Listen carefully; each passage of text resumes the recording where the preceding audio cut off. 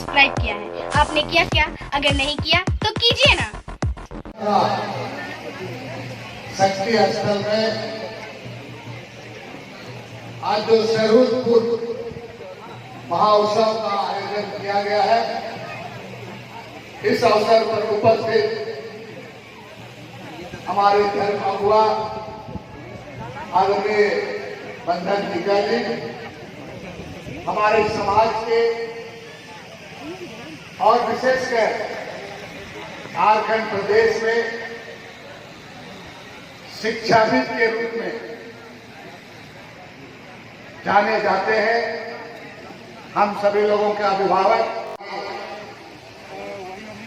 परिचारिका भाई बहन कमले जी, मंच पर बैठे हुए तमाम सम्मानित अतिथिगण और आज इस महाउत्सव में भाग लेने के लिए आए हुए हैं विभिन्न जगहों से, विभिन्न प्रखंडों से हमारी माताएं और बहनें, उपस्थित हमारे नौजवान साथियों और हमारे यहाँ पर प्रेस के मित्रों। सबसे पहले मैं आने वाला दिन में जो हम आदिवासियों का सरूर महाउत्सव आने वाला है, इस अवसर पर आप सभी लोगों को ढेर सारी शुभकामनाएं मैं देता हूं और बहुत ज्यादा नहीं कहते हुए कुछ बातों को कहूंगा कि रात को मैं आदिवासी लेखकों के द्वारा ही चला बच्चों सरूर के संबंध में कुछ बातें उद्घृत की गई थी, लिखा हुआ था। हमको लगा कि आज हमको यहाँ आना है और हमारे के एक विद्वान के एक जानकार लोग रहते हैं यहाँ पर, कुछ बातों को बताते हैं। तो मैंने सोचा कि भाई लिखा हुआ बात और आपकी बातों में कितना मैंने पहले जो हमारे पुरखा पूर्वज लोग जो हम लोगों को हम लोग देखे हुए हैं, देख करके सीखे हुए हैं। उपवास होता है, खखड़ा वगैरह पकड़ने जाता है, फिर पूजा होता है, फिर खुशी होता है, घरे घरे घूम कर अखड़ा का मंत्र लगाया जाता है, बहुत सारी चीजें देखा हुआ था। लेकिन हमने कल उस किताब में कल पढ़ा और डॉक्टर कर्माव राव जी भी आने वाले हैं यहाँ पर और गुरुजी भी कुछ बातों को रखते हैं, जो ठोस चीजों को रखते हैं। तो हमने देखा कि भाई उसमें जो लिखा हुआ चीज और हम लोग का बोली में कहीं विषयांतर तो नहीं कर रहा है कुछ लोग लिख करके, ये हम महसूस किया। तो उसी को हम आज आपके बीच में थोड़ा धीरज धैर्य रखिएगा, मैं आपके बीच में रखने का काम करूंगा।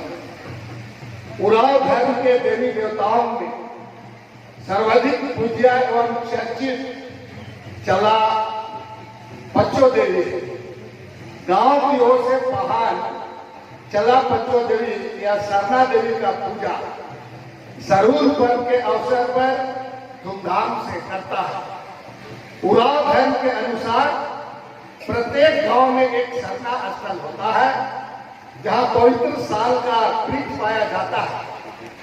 जहां पर वृक्ष समाप्त हो गए हैं, वहां के अन्य वृक्ष साल के रूप में काम आ जाते हैं। यद्यपि सरना स्थल के किसी भी वृक्ष को काटना ये धर्म का निषेध है, किंतु सैकड़ों वर्ष मौसम के मार्ग इसको कौन रोक सकता है। चला बच्चों या सरना देवी कभी कभी एक सौभाग्य वृद्धा के रूप में प्रकट होती है, जिनके जटा जैसे गुम्फित केश उराव के मन मंदिर में बसे रहते हैं। वैसे उराव किसी प्रतिभा की, किसी प्रतिमा की, किसी मूर्ति का कल्पना नहीं करते, किंतु कालक्रम में पुरातन बूढ़ी के रूप में सरना देवी की कल्पना उराव के मन मस्तिष्क पर छाई रहती है। उराव धर्म के अनुसार सरना देवी चलाकुट्टी में पहाड़ के सूप में विराजमान होती है। चलाकुट्टी पहाड़ के घर से निर्मित या पवित्र स्थान है जो सरना देवी के निवास हेतु सुरक्षित रहता है। इस कुटी में एक खंभा साल अथवा बांस का गड़ा हुआ होता है, जिस पर पवित्र सूप टंगा होता है। यह सूप सरना सूप के नाम से जाना जाता है। उराव धर्म के अनुसार सरना देवी इसी सूप में विराजती है। चला कुटी के द्वार नहीं बंद किया जाता है, क्योंकि चला बच्चों देवी इच्छा अनुसार आ जा सके।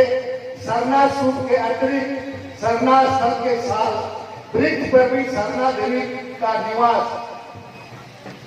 निवास माना जाता है तथा सरूर पर्व के संपूर्ण विधान सरना स्थल पर ही संपादित किए जाते हैं।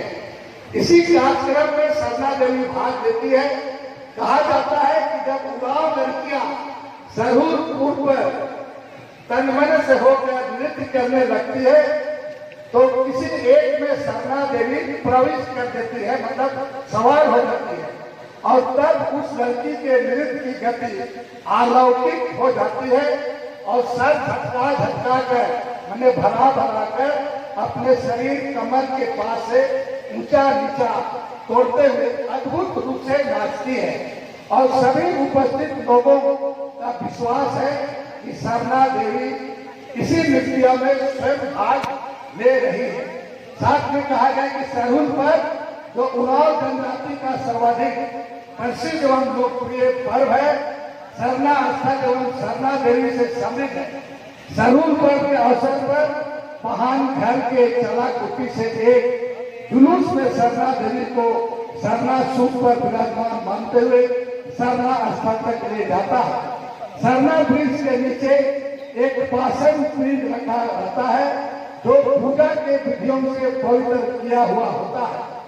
सरना देवी की प्राण प्रतिष्ठा इसी पिंड में मानी जाती है और उनके और अनेक मुर्गे तथा बकरे की बलि उन्हीं इसी पिंड स्थान पर समर्पित की जाती है। यह सारा कार्यक्रम गांव का पहाड़ संचालित करता है तथा गांव के लोग इसे उत्साह पूर्वक इसको भाग लेते हैं और इसको मनाते हैं। मेरा इन पंक्तियों को आप लोगों को कहने का मतलब है कि हमें लोगों में अब कुछ अभी के परिवेश में कुछ किताब वगैरह को भी पढ़ने का आदत हमें डालना चाहिए, क्योंकि अभी के समय में अगर कुछ किताब वगैरह हमारे विद्वान जैसे डॉक्टर कर्मा हुआ है, ऐसे और विद्वान वगैरह उनके द्वारा जब हमारे आदिवासी परंपरा, आदिवासी संस्कृति, आदिवासी गीत, चाहे रीत रंग या जो भी चीज हमारी संस्कृति और परंपरा के बारे में ये किताबें लिखी गई है, हम सभी लोगों को इसके संबंध में हमें पढ़ने का, इसका समझने का, इस पर आदत डालने की आवश्यकता है। क्योंकि अब का समय धीरे धीरे इस समय में इंफॉर्मेशन टेक्नोलॉजी हुआ, जिसको दूर संचार कहते हैं, कितना तेजी से विकास कर जा रहा है। आज के दिन में हमें अपने इन तमाम चीजों को जानने के लिए हमारे जो पीढ़ी है, हमारे जो बाल बच्चे हैं, उनको हमको शिक्षा में से जोड़ते हुए हमको आगे बढ़ाने की आवश्यकता और साथ में हमारी जो पूर्वजों के द्वारा बताया हुआ रास्ता है, चाहे वेद दस्तूर या जिनके द्वारा इसे कई किताब, हम हरि उराव का भी किताब पढ़े हैं, डॉक्टर कर्मा उराव का भी कई किताब है, प्रोफेसर दिवाकर भीम भी है और कई लोग बसंती वगैरह का किताब, बसंती कुजूर का किताब है। हम पढ़ेंगे लिखेंगे तो हम समाज को एक सही तरीके से दिशा दे सकते हैं। हम ऐसा इसलिए कह रहे हैं कि आज सारे लोग हम लोग CNT एक्ट को जानते हैं कि CNT एक्ट क्या है।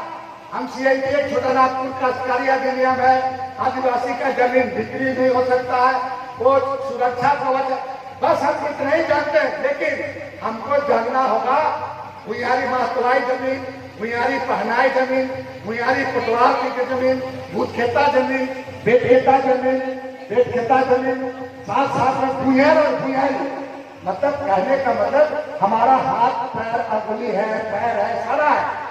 अंदर में हमारा जो बड़ी आंख, छोटी आंख है, हमारा चाहे किडनी है, कहने का मतलब उस किताब में कुछ चीजें लिखी हुई है, उसके बारे में हम लोगों को जानने का जरूरत है। तब तक हम नहीं जानेंगे जब तक हम किताबों को सही तरीके से अध्ययन नहीं कर पाएंगे। उसी तरह से अभी हम खतियान की बात और 2 मिनट की बात कर रहे हैं। खतियान की बात हम लोग कर रहे हैं, 1932 की खतियान की बात कर रहे हैं। लेकिन खतियान के बारे हमें चीजों को समझना होगा, जानना होगा उसमें हमको कि इस राज्य में यहाँ पर आपका 1950 के पहले जो सर्वे हुआ वो सर्वे आपका कंडस्ट्रल सर्वे के रूप में उसको जाना जाता है, कंडस्ट्रल सर्वे के रूप में। बाद में जितना भी सर्वे हुआ वो रिविजनल सर्वे हुआ। हाल के दिनों में आपका 1976 हुआ, 77 में सर्वे हुआ लातेहार में, जिसका अंतिम प्रकाशन 2005 में हुआ है, 2006 में हुआ है, 2007 में हुआ है। उसी तरह से लोहरदगा में 3 सर्वे हुआ है, लास्ट में 1988 में सर्वे हुआ, उस सर्वे के अनुसार उसका अंतिम प्रकाशन हुआ है। साथ साथ में अगर आप कहेंगे कि दुमका हुआ, चतरा हुआ, हजारीबाग में अभी आपका सर्वे हो रहा है। रिविजनल सर्वे एक आपका रूटीन प्रक्रिया है जिसका अंतिम प्रकाशन दुमका का भी अभी का नहीं हुआ है। हमारा कहने का मतलब ये है कि अगर हम खतियान की बात करें तो आजादी के बाद 1950 जैसे 1950 को हम अंतिम, अगर हम उसको हम कट ऑफ डेट हमको मानना चाहिए। हमारा एक सारा चिंता करना चाहिए, क्योंकि यहाँ विद्वान लोग हैं, या तो 1964 पर विचार करना चाहिए। लेकिन जो सर्वे हुआ है, अगर हम कंडस्ट्रल सर्वे को मानते हैं तो ये आपका ये वो सर्वे है। उस सर्वे में किसी तरह का जब नक्शा नहीं था, किसी तरह का आपका उस समय और जमाबंदी और खतियान ये तमाम चीज नहीं था। लेकिन बाद में जगह जगह जैसे रांची में आपका 1925 में सर्वे हुआ, तो इन तमाम चीजें एक दिन में समझा नहीं जा सकता है। हम यहाँ पर जितने बहुत सारे लोग पढ़े लिखे लोग हैं, हमें चीजों को गहराई तक, चीजों को पूरा परिणाम लाने तक हम लोगों को इसको समझना चाहिए, ताकि हम समाज को इसको सही तरीके से बता सके।